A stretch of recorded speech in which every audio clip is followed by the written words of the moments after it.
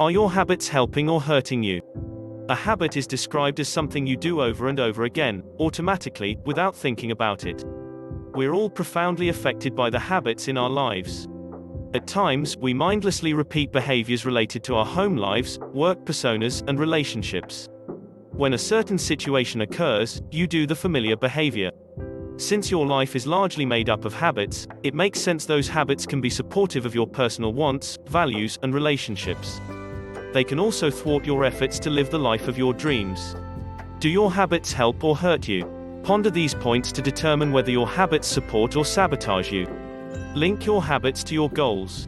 When you establish ways of behaving that are aligned with your goals, then your habits are helpful.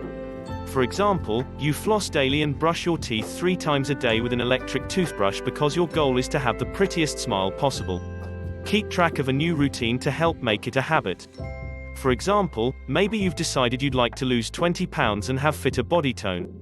So, you plan to walk 30 minutes 5 days a week and do 20 push-ups or 20 crunches 3 days a week. How can you keep track of your habits from day to day? To ensure you're working on your fitness goals, write a W on your calendar when you walk and place an X on the days you do calisthenics. Then, once a week, weigh yourself and jot down your weight on the calendar. Visuals help establish good habits. In this case, one glance at your calendar keeps you up to date on your progress toward your goal.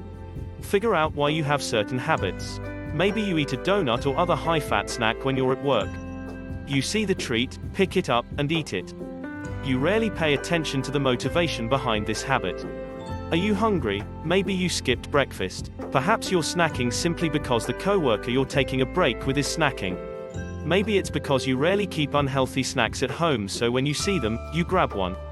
If one of your habits isn't doing anything positive for you, consider that it's sabotaging you in some way. Eliminate habits that are making you feel embarrassed or angry. If feelings of negativity surround one of your habits, it's likely hurting you. To illustrate, consider the habit of smoking. As much as you're driven to do it, you recognize that it isn't positive or helpful.